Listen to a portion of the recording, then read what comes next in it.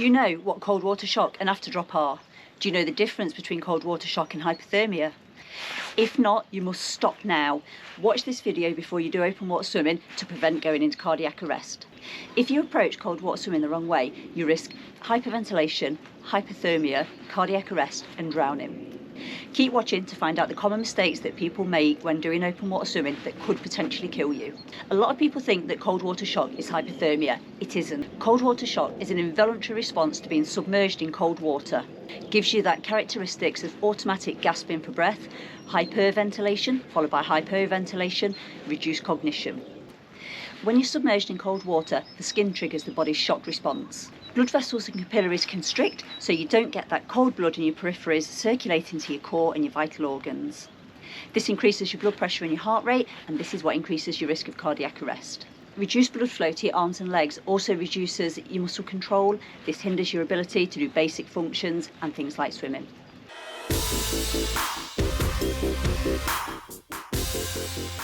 So let's have a look at what these two common mistakes are. Number one is jumping straight in or diving in head first to get it over and done with as quick as you can do. This causes the automatic gasp reflex. If you're underwater at that point, you're going to inhale water and potentially drown. There's also the risk of secondary drowning, which is where when you have water in your lungs, your body doesn't like that altered pH, so it draws more water into the lungs in the form of pulmonary edema, which basically causes you to drown. The head has lots of capillaries, so the blood in there gets cold really quickly when it's exposed suddenly to the cold water. The second mistake is swimming off really quickly, in the false pretense that you're going to get yourself nice and warm and get yourself going. Your heart's already under a lot of strain from vasoconstriction of the blood vessels. If you exert your heart even more, you're really increasing the risk of cardiac arrest. Swimming quickly tells the brain to increase the circulation to those muscles that need to be powered. This is going to allow that cold blood that's in your peripheries to go into the warm blood in your core, and that's really going to increase the risk of cardiac arrest.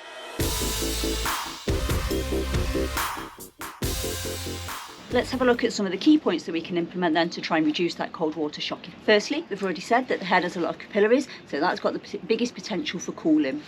Even just using a second normal swimming hat can have a really beneficial effect. Alternatively, you can buy a neoprene head cap, ideally with a strap that goes over your ears and under your chin. That needs to be about 2 mils. Boots and gloves can also maintain the blood temperature in your peripheries. Ideally, these need to be about 3 millimeters to get the proper insulating properties. Would recommend using a wetsuit in cold water swimming. Ideally, again, that needs to be 3 millimeters. You can also put things like rash vests underneath that to make that even warmer for you.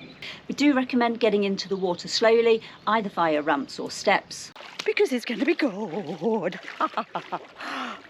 Ooh. Ah, that's cold.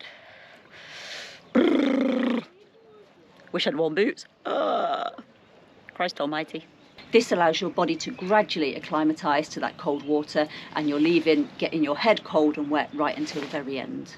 If you're in a race and you can't acclimatise properly, if you're not allowed to jump in before the start of it, what you can do is just get a bottle of water, splash it all over your face, put it down your wetsuit. That's going to help that acclimatisation of that cold water shock process. The other thing that it's useful to do once you start getting into the water is flood your wetsuit, so just pull it open a little bit, just let a couple of handfuls of water down into it, and then that's going to create a layer of water between your body and the wetsuit. Your body heat is going to naturally start to warm that water up, and that's going to help you fight off that cold water shock. Breathing control is the next thing to remember. So doing some very steady breaths, you're going to have that automatic gasp response when you get in. So breathing in through your nose, out through your mouth. Start that process before you even get in the water, and as you're gradually submerging yourself more and more. Don't progress to putting your face in the water till you've got that breathing control whilst you're standing up in the water.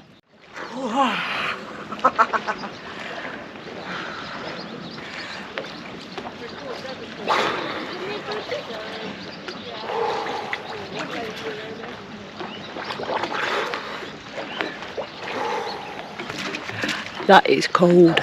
When we do start swimming, make sure we go off slowly. As we said, what we don't want is to increase the circulation to your peripheries really quick, because that's going to cool you down even more. So get your body gradually used to doing that activity and just slowly increasing the circulation. Right, time to stop procrastinating and just man up and get on with it.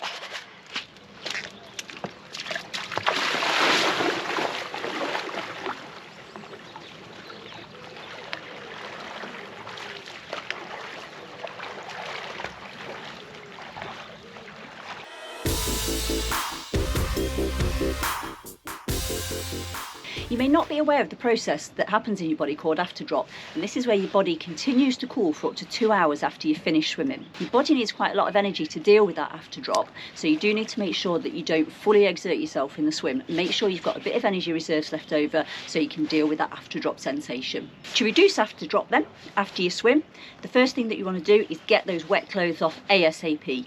Once that after drop sets in, you're going to find it hard to sort of use your fingers and do fine dexterity things, so it's going to be much harder to do things like getting your socks on, getting your t-shirt on and those kind of things.